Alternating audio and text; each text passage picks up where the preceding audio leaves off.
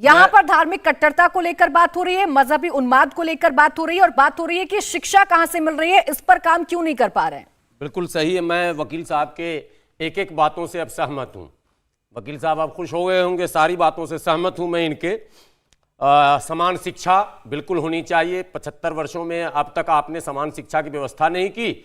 आपके बच्चे जो है डॉन बॉस्को और सेंट जेवियर, सेंट पॉल में पढ़ते हैं, हमारे बच्चे सरकारी स्कूल में पढ़ते हैं, बोरा बिछा के बैठते हैं। बिहार में नमक रोटी मिड डे मील में मिलता है, जो पत्रकार दिखाता है उसको जेल में बंद कर देते हैं, उसको जेल में बंद कर देते हैं। ढकी छुपी बात नहीं है। नमक रोटी खाते हुए जब दिखाया गया तो उस पत्रकार को भी पीठ में बंद कर दिया गया। अब आगे मैं बढ़ रहा हूं। समान स्वास्थ्य सेवा होनी चाहिए। आप अपोलो और क्या कहते हैं बड़े बड़े अस्पतालों में दिखाते हैं, हम लाइन में लगे रहते हैं सरकारी अस्पताल में, नहीं तो बेचारे झोला छाप से अपना इलाज कराते हैं।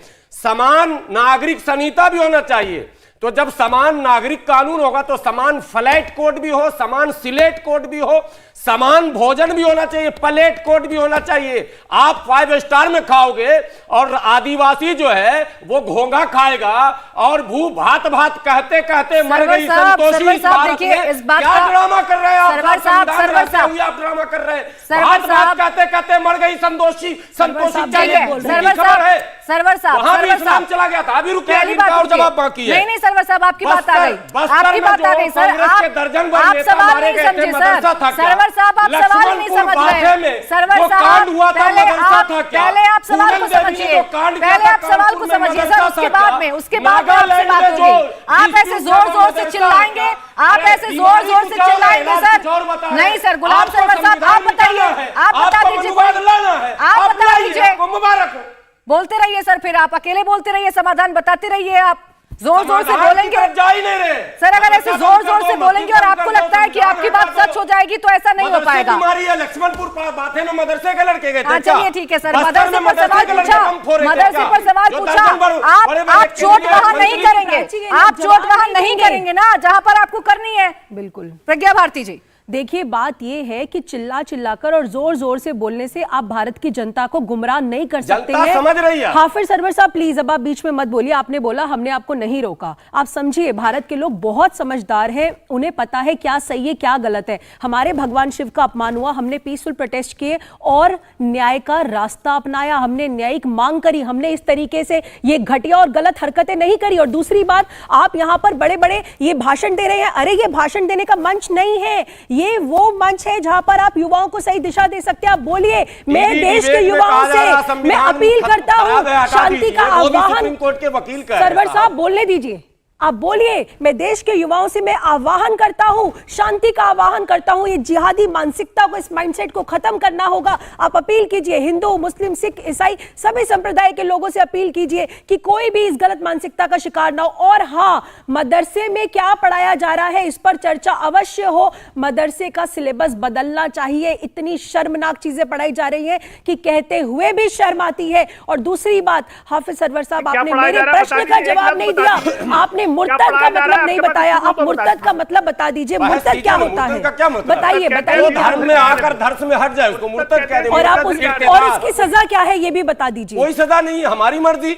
जानते हैं सजा क्या है? कह रहे कोई सजा कोई सजा नहीं। सर अलग कर दिया जाए, ये सजा है। अरे आप आरिफ मोहम्मद खान की पढ़ाई मत कर रही है, आरिफ मोहम्मद खान मक्कारी करके उस पर इनको अपने ही धर्म का नहीं पता है, इनको अपने ही धर्म के बारे में पूरी जानकारी नहीं है। बताइए, मुर्तद की सजा इन्हें नहीं पता है। प्रज्ञा नहीं, ठीक है, ये सेलेक्टिव बात नहीं चलेगी ना। गुलाम सरवर साहब, गुलाम सरवर साहब, हर मदरसे पर सवाल नहीं है सर, हर मदरसे पर सवाल नहीं है। पहले आप सुन तो लीजिए।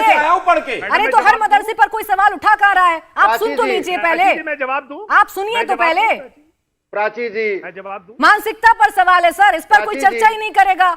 अब देखिए, बड़ी बड़ी बात, बड़े बड़े भाषण आ जाएंगे। प्राची जी देखिए, जो प्राची तिवारी को थ्रेट लेटर आया है अभी 22 जून को, उसके पति की हत्या हुई पहले, उसके बाद उसका थ्रेट लेटर आया, उसका क्या बताइए? मुझे जल्दी से बोलिए सर। देखिए, मेरा कहना ये है कि इन्होंने, पहली बात तो ये मदरसे के बारे में जानती नहीं, लेकिन फिर भी बोल रही है, इन्हें बोल रही है। ठीक है, मैं इनकी बात सही मान लेता हूं। आप हमारे धर्म के बारे में जानते हैं कि यहाँ बैठकर टिप्पणियां करते हैं आप हिंदू धर्म के ऊपर। आप प्लीज सुन लीजिए, बहुत सोच समझ के बोलिए कलीमुल हफीज साहब प्लीज। मैं बिल्कुल जिम्मेदारी से बोल रहा हूं, आप मदरसे के बारे में कुछ नहीं जानती, ये मैं कह रहा हूं और मैं जिम्मेदारी से। And control your language. अब आप आगे चलिए कि ये मुझे बताइए कि वो शिक्षा कहां से आ रही है जो बाकायदा लिंचिंग करती है, जो अखलाक को मारती है, पहलू को मारती है। बैरिस्टर असदुद्दीन ओवैसी साहब जैसे घर पे के उनके घर पे धारदार हथियारों से हमला करती है। ये डिबेट ओवैसी साहब के ऊपर नहीं है। आप बार बार ओवैसी साहब अरे ये डिबेट ओवैसी साहब के ऊपर है क्या प्राची? इसका सब्जेक्ट इन्हें ठीक से कम्युनिकेट नहीं हुआ था क्या? ये क्या मजाक कर रहे हैं यहाँ बैठकर ओवैसी साहब? अरे डिबेट ओवैसी साहब पर नहीं है, डिबेट किस पर है देख लीजिए, मानसिकता पर है। ये जिहादी मानसिकता को कौन बढ़ावा दे रहा है, देश का माहौल कौन खराब कर रहा है? हाफिज साहब ये बताइए। आप इन्हें चुप कराइए प्राची जी, तब तो मैं अरे मैं तो चुप ही हो जाऊंगी, मैं खुद ही चुप हो जाऊंगी, उनको खुद ही चुप हो जाती हूँ। लेकिन मैं आप बोले कलमुल साहब, लेकिन मैं एक बात क्लियर कर दूं कि चाहे प्रज्ञा भारती हो, चाहे अश्वनी उपाध्याय हो, चाहे सरवर साहब हो, पहले ही निंदा कर चुके हैं सब धर्मों की कट्टरता को लेकर। यहाँ सेलेक्टिव बात नहीं हो रही है, मैं पहले क्लियर कर देती हूँ। बिल्कुल, देखिए मैं भी निंदा कर रहा हूँ, सब धर्मों की कट्टरता को मैं निंदा करता हूँ। अब मेरा सवाल ये है कि इसका हल क्या है? इसका देखिए हल ये है, जब तक सरकार अपने अनबायस्ड होके एक इंसाफ के साथ काम नहीं करेगी और इस कट्टरता को खत्म करने के लिए बाकायदा एंटी रेडिकलाइजेशन सेल नहीं बनाएगी और सब धर्मों के जिम्मेदारों को उसमें शामिल नहीं करेगी, तब तक ये कट्टरता खत्म नहीं होगी। दूसरी बात, इस कट्टरता के थ्रू जिन राजनीतिक दलों को फायदा होता है उनको भी अपना फायदा छोड़ना होगा, ताकि वो ध्रुवीकरण के नाम पर जो 80-20 करते हैं, संवैधानिक पदों पर बैठे हुए शमशान घाट और कब्रिस्तान करते हैं और जब कहते हैं कि कपड़ों से पहचान लिया जाएगा, तब इस तरह के वक्तव्य प्रधानमंत्री लेवल के लोग देते हैं। तो आप बताइए इस कट्टरता को कैसे खत्म करेंगे आप?